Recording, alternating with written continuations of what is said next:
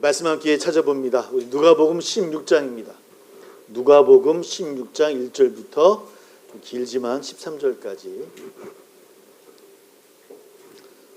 누가복음 16장 1절부터 13절. 빨간 부분이 신약성경이고 거기 눅자가 누가복음입니다. 눅자. 빨간 부분 123쪽입니다.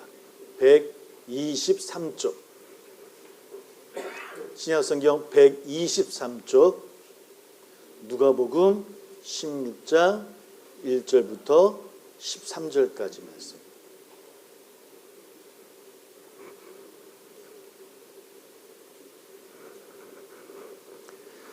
1절부터 13절까지 내용을 잘 보시면서 함께 읽습니다. 시작. 또한 제자들에게 이르시되 어떤 부자에게 청지기가 있는데 그가 주인의 소유를 낭비한다는 말이 그 주인에게 들린지라. 주인이 그를 불러 이르되 내가 네게 대하여 들은 이 말이 어찌 됨이냐. 네가 보던 일을 세마라. 청지기 직무를 계속하지 못하리라 하니 청지기가 속으로 이르되 주인이 내 직분을 빼앗으니 내가 무엇을 할까. 땅을 파자니 힘이 없고 빌어먹자니 부끄럽구나. 내가 할 일을 알았도다. 이렇게 하면 직분을 빼앗긴 후에 사람들이 나를 자기 집으로 영접하리라 하고 주인에게 빚진 자를 일일이 불러다가 먼저 온 자에게 이르되 네가 내 주인에게 얼마나 빚졌느냐. 말하되 이르되 네가 네 증서를 가지고 빨리 앉아 50이라 쓰라 하고 또 다른 이에게 이르되 너는 얼마나 빚졌느냐. 이르되 밀백 석이니라. 이르되 여기 네 증서를 가지고 80이라 쓰라 하였는지라. 주인이 이 옳지 않은 청지기가 이를 지혜롭게 하였으므로 칭찬하였으니 이 세대의 아들들이 자기 시대에 있어서는 빛의 아들들보다 더 지혜로움이라. 내가 너에게 말하노니 불의의 재물로 친구를 사기라. 그래야면 그 재물이 없어질 때 그들이 너희를 영주할 처소로 영접하리라.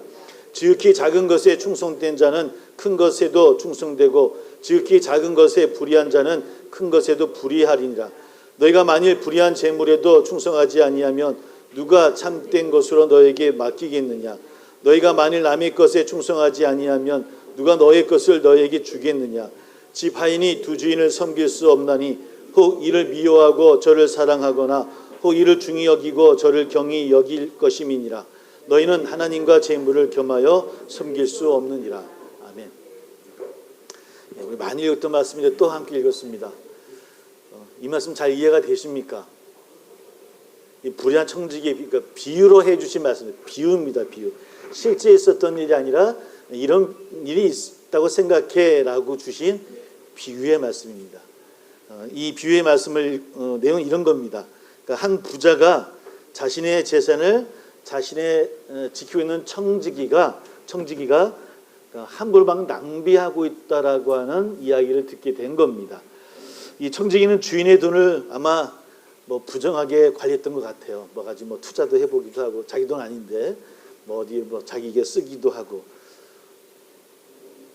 이번 주에 얻은 뉴스를 보니까 어떤 옷가게가 있는데 옷가게에 그분이 돈을 조금씩 뺀 것이 한 10억 가까이를 한 7년인가 8년 동안 월 매출은 2천만 원이 넘는 굉장히 장사가 잘 되나면 그런 옷가게였나 봐요. 주인이 잘 몰랐었는데 한 몇 년 동안에 10억의 돈을 얻어 썼더니만 다 응하는 대로 썼다는 그런 소식이 들었는데 바로 그런 겁니다. 쉽게 얘기해서 이 청지기가 주인의 돈을 마음대로 쓴 겁니다. 무분별하게 탕자하게 되어진 거예요. 그래서 주인이 그걸 알게 되어져서 이제 해고하기 전에 이제 청지기를 이제 불렀겠죠. 이렇게 얘기합니다. 그 돈에 네가 해온 것을 세매, 그러니까 다 물어내라는 뜻이겠죠. 다 물어내라라고 그리고 그대로 보고하라고 이야기합니다. 당연히 이 청지기는 눈앞이 캄캄했죠. 분명히 세매해야 될 것이고 그럼 얼마가 나갈 것이고 내가 얼마를 훔쳐간 것을 알게 될 터인데 해고되면 막막할 것 같은 거예요. 누가 나를 받아줄 사람도 없을 것 같고 누가 나를 또 따뜻하게 대해주겠느냐. 그렇다고 내가 땅을 파서 농사 지을 만한 능력도 없고 맨날 이런 일만 하던 사람인데 내가 뭐 먹고 살지라고 걱정을 했다라고 이야기를 합니다. 그러다가 남에게 부고를 하자니 그것도 체면이 좀 쓴 것 같지 아니하고 또 고민 끝에 내린 기막힌 계략을 하나 그가 생각을 합니다. 어떤 계략이냐면 지가 자기가 관리했던 장부를 조작하는 겁니다. 조작하는 거예요. 그래서 어떤 조작을 하면 해고되기 전에 주인에게 빚진 자들의 장부를 조작을 하는데 어떻게 했냐면 기름 100말 빚진 자에게는 너는 50말만 빚진 걸로 해줄게. 그렇게 얘기합니다. 또 밀 100석 빚진 자에게는 80석으로 해줄게. 이 물건 가지고 얘기하니까 얼마 안 되는 것 같지만 그 당시에 돈으로 하면 몇 억이 되는 수십억이 될 수 있는 그 액수를 쉽게 얘기하면 10억을 빌렸는데 5억을 해줄게. 이겁니다. 그러니 빚진 자 입장은 어떤 겁니까? 뭐 이런 위인이 다 있어. 사람은 오래 살고 봐야 돼. 참 훌륭한 사람 이러지 않았겠습니까? 그죠? 이렇게 이제 한 거야. 왜 이렇게 했을까요? 왜 이렇게 했을까요? 자기가 땅을 갈고서 농사짓자니 그걸로 먹고 살지 못할 것 같고 어디 제장도 못 가 이런 식으로 쫓겨나면 분명히 그 사기라는 말 들어서 어디 치지도 못할 것이고 이웃 사람들이 다 잘 알 텐데 이럴 바에는 그 사람들의 빚을 조작해서 낮춰주면 이 사람들이 나를 어떻게 볼 것이다? 좋게 봐줘서 내 살 아마 길을 열어주지 않을까? 이런 생각을 해서 이제 그 일을 행한 거예요. 근데 여러분들 우리가 살다 보니까 저도 오래 살다 보니까 비밀이 있던가요? 없던가요? 있습니다. 여러분들 아직 나를 잘 몰라요. 여러분. 비밀이 있을 수 없잖아요. 이런 일은 다 드러나잖아요. 누가 알았을까요? 주인이 알았어요. 주인이 그 청지기가 장부를 조작한 것을 알게 되어졌어요. 큰 지주, 상인, 부유한 소장님들 그런 채무들을 다 감면해주고 그리고 그 미래를 보장받으려고 조작하고 있다라는 소식을 주인도 알게 들어졌어요. 그런데 그러면 어떻게 하겠습니까? 우리 같으면 또 고소하죠. 죄를 하나 더 씌워서 고찰해서 검찰에 넘기죠. 그래서 요새 검찰이 무서운데 검찰에 또 넘기겠죠. 이게 우리가 해야 될 당연한 일인데 오늘 성경은 뭐라고 표현하냐면 주인이 청지기를 보고 지혜롭다고 해요. 자, 우리 한번 객관적으로 생각하자는 거예요. 여러분들 이 비유의 말씀 읽으면서 이해가 되셨습니까? 안 되셨습니까? 그러니까 문자 그대로 받아들이면 절대로 이 비유를 이해할 수가 없어요. 이해가 안 돼. 어떻게 해? 그러면 우리의 생각이 이렇게 하는 거예요. 그럼 예수님은 그 청지기가 잘했다는 건가? 우리 보고 그렇게 살아는 건가? 그러면 우리 그리스도인들 회사 가서 다 그러면 사기치게요, 진짜? 그러면 안 되잖아요. 이런 뜻이 아니라는 거예요. 이게 아마 지혜롭다라 하는 거는 아마 지혜로운 게 아니라 사실은 중범죄입니다, 이거는. 절대 해서는 안 되리죠. 정직하게 사는 것도 당연히 살아야 되지만 이런 죄를 지어서는 안 되는 거예요. 그러니까 이거는 사악한 쪽으로 영리하다는 의미를 담고 있는 거예요. 그러니까 좀 해석이 그러긴 하지만 아마 이 말씀을 듣는 그분들은 그렇게 받아들였을 거라는 거예요. 많은 학자들이 이렇게 해석을 하는 거예요. 야, 네가 정말 나쁜 쪽으로 지혜롭구나라는 의미인 거예요. 네가 지금 상태도 그런 상태인데 더 나쁘게 생각하고 더 나쁘게 영리하게 구는구나. 너만 보고 있구나라고 이야기를 하고 있는 거예요. 당연히 그거는 칭찬받을 일이 아니잖아요. 그죠? 우리 한번 8절을 한번 다시 한번 볼게요. 자, 8절을 한번 읽어보겠습니다. 같이 시작. 주인이 이 옳지 않은 청지기가 이를 지혜 있게 하였으므로 칭찬하였으니 이 세대 아들들이 자기 시대에 있어서는 빛의 아들들보다 더 지혜로움이라. 그러니까 문장이 맞습니까? 안 맞습니까? 봐요. 옳지 않은 청지기라고 이야기하면서 지혜롭다고 이야기하고 칭찬했다고 얘기해요. 그러니까 문장 자체가 틀린 문장이에요. 맞는 문장이 아니라는 거예요. 화를 내도 뭐라 얘기 안 할 텐데 오히려 칭찬했다라고 하는 것은 비꼬았다라는 거예요. 쉽게 얘기하면 비판했다는 의미를 그 문장에 담겨져 있다는 거. 그러니까 이 말씀을 읽고 우리가 오해하면 안 됩니다. 그러니까 문자 그대로 받아들이면 그렇구나. 이렇게 해야 하나님께 칭찬받는구나. 그리고 나중에 이상한 소리 하시면 절대 그는 잘못 말씀을 받아들였다고 하는 거 꼭 기억해 주면 좋을 것 같고요. 또 뭐라 얘기하냐면 불의 제물로 친구를 사귀라고 이야기를 합니다. 한번 9절 한번 읽어볼게요. 9절 같이 읽어봅니다. 시작. 내가 너희에게 말하노니 불의의 제물로 친구를 사귀라. 그리하면 그 제물이 없어질 때 그들이 너희를 영주할 처소로 영접하리라. 불의의 제물이라는 문제예요. 불의의 제물로 친구를 사귀면 좋은 일이 있다라고 얘기하는 겁니다. 그럼 불의의 제물이 대체 뭘까요? 부정으로 얻어진 재물을 뜻해요. 그죠? 말 그대로 하면 불의의 재물은 부정으로, 불의한 방법으로 얻은 재물. 사실 이 말씀에는 뭐냐면 어떤 의미가 담겨져 있냐면 좀 이 당시에 이 단어의 의미들을 우리가 한번 알아야 되잖아요. 그죠? 이 당시에 이분들이 불의한 재물로 얘기한 게 대체 뭔가? 특별히 2000년 전 고대 사람들은 좀 더 좀 철학적인 의미를 좀 이렇게 많이 담겨요. 어떠냐면 재물이라고 하는 것이 결국은 이게 진실하거나 선한 것이 아니다. 늘 재물은 우리 이렇게 하잖아요.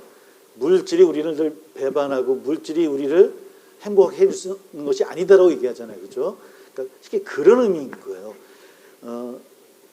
본질적인, 그러니까 재물, 물질이라고 하는 것은 본질적인 한계와 불확실성이 있다라고 하는 거예요. 물론 우리는 그것을 더 많이 가지려고 열심히 노력은 합니다. 사실은. 그래서 우리가 더 많이 우리가 가지면 나는 정말 평생 행복할 것이라고 이야기하지만 아이러니하게도 이런 말씀 드리면 목숨을 스스로 내려놓는 분들의 프로테이지를 조사를 해보면 부자들이 많대요. 부자들이 더 많대요. 왜 그럴까? 좀 없는 우리들은 죄송합니다. 다 없으시죠? 그좀 우리가 있어봐야 뭐 삼성 이런 분들하고 뭐 비교가 되나요? 없는 거지 그들에 비하면. 그죠? 그러니까 우리는 없는 거예요. 별로 많지 않은 거예요. 많지 않은 우리들의 입장에서는 이만큼 가지면은 뭔 걱정이 있어. 부를 거 하나도 없고 매일매일 시간마다 좋은 거 좋은데 좋은 집에서 행복하게 살 수 있을 거야 라고 생각하잖아요. 또 바라기도 하고 또 마음속에는 한 번에 살아보자 이런 마음도 있는 것이고. 그죠? 근데 그래도 불구하고 그렇지 않아요. 그러니까 이 물질이라는 것은 불확실하다는 거야. 한계가 있다는 거야. 참된 인간의 행복은 물질에 있지 않다는 의미를 담겨져 있는 거예요. 그러니까 이게 불의 제물로 친구를 사귀라고 하는 것은 그런 걸로 친구 사귀지 아니하고 그런 물질이나 이런 걸로 친구를 사귀는 것이 아니라 하나님 말씀하시는 그런 뭐 사랑이라든지 우정이라든지 용서라든지 배려라든지 이런 것들, 우리가 생각하는 그런 세상이 좋다는 기쁨의 것들로 서로 친구를 사귀라는 의미를 담겨져 있어요. 그렇게 사귀면 어떻게 된다? 너희를 영원히 청주할 처소로 영접할 것이라는 의미가 이 말씀 가운데 있는 거예요. 이 말씀 그대로 우리가 그 말씀 그대로 받아들여. 왜 이 말씀을 해석이 되어지냐면 맨 마지막 절 13절 한번 읽어볼게요. 13절 같이 한번 읽어봅니다. 같이 시작. 지파인이 두 주인을 섬길 수 없나니 혹 이를 미워하고 저를 사랑하거나 혹 이를 중히 여기고 저를 경히 여길 것임이니라. 너희는 하나님과 재물을 겸하여 섬길 수 없느니라. 겸하여 섬길 수 없다고 마지막 이 비유의 결론으로 말씀해 주시는 거예요. 사실은 이 문자 그대로 받아들여진다고 한다면 이 13절의 말씀은 맞지가 않아요. 그렇죠? 너희도 지혜롭게 굴어서 조작도 잘해야 되고 남도 잘 속여야 돼. 그래야 영원한 처소에 거할 수 있어라고 결론을 맺어야 되겠지만 결론은 뭡니까? 하나님과 물질을 겸하여 섬길 수 없다. 어떤 분은 이 말씀에서 그러니까 여러분들의 물질은 누구 거다? 다 바치세요 라고 얘기하는 분들도 있지만 이건 X입니다. 그런 해석을 하면 안 돼요. 이 말씀은 하나님을 섬기는 데 있어서는 물질로 섬기는 거, 물질로 사람을 바라보고 물질로 평가하는 것이 아니라 하나님의 사랑, 하나님의 용서와 하나님의 놀라운 그런 마음으로 서로를 바라보고 행해야 된다. 그것이 바로 하나님의 백성들이 해야 될 일들이고 가야 되는 것이다 라고 하는 것이 이 비유의 말씀이에요. 함께 겸할 수 없어요. 그러나 우리는 어떻습니까? 우리 솔직히 우리의 삶이라고 하는 것이 물론 자본주의 사회에 살다 보니 또 이 땅에서 살아가는 것이 바탕이 있어야 우리가 살 수 있어서 물질을 추구하며 사는 삶은 우리가 포기할 수 없죠. 포기할 수 없어요. 그러나 그 물질이 하나님과 똑같은 우상이 되어져서는 안 된다는 겁니다. 물질 때문에 우리의 마음을 잃어서는 안 된다는 겁니다. 물질 때문에 누구를 속이고, 물질 때문에 누구를 배신하고, 물질 때문에 누구를 어렵게 행하게 하고, 이런 일들을 우리 하면 돼요, 안 돼요? 안 되는 거예요. 그래서 사업가들은 정직하게 페이드를 다 잘 줘야 될 것이고, 또 우리 일하는 분들이 열심히 또 성실하게 땀 흘려서 일해야 되는 것이고, 이런 일들은 우리가 당연히 해야 될 일들이라고 하는 거. 이런 말씀을 하는 거예요. 그런 마음을 가지고 있다고 한다면 우리가 어떤 곳에 있든, 그 사업을 하든 장사를 하든 직장을 다니든 간에 어떤 곳에서든 우리가 하나님 앞에뿐만 아니라 인간에게도 칭찬받을 수 있다라고 하는 거예요. 바로 그런 말씀을 하는 겁니다. 하나님과 똑같이 겸해서 우리가 바라보지 말아야 돼요. 그런데 하나님과 똑같이 겸하게 되어지면 우리가 물질에 욕심을 갖게 되어지고 바라보지 못해요. 바라보지 못해요. 눈 딱 감으면 되거든요. 지난주도 얘기했지만 저는 제가 세금식으로 제가 해요. 세무서에 안 맡기고. 세무서는 그래도 돈을 내야 되니까. 제가 월마다 신고할 때마다 시험이 들어요. 눈 딱 감으면 액수 조금만 묻히면 이런 마음이 들어요. 예전에 한번 제가 지난주에 얘기한 경험을 했거든요. 4만 원 때문에 어떤 그 혜택 받는 걸 딱 놓치고 보니까 할 때마다 막 흔들려요. 그때 뭐가 되는, 물질이 저에게 뭐가 되는 거예요? 우상이 되는 거예요, 우상이. 이게 쉽게 저만의 그게 걱정거리겠습니까? 우리 여러분들이 다 경험이 있잖아요. 많이 해봤잖아요. 많이 해봤잖아요. 자, 그런 마음들을 성령님께 기도하고, 성령 제가 이런 실수도 했습니다. 돌아보니 남들 다 한다고 저도 했습니다.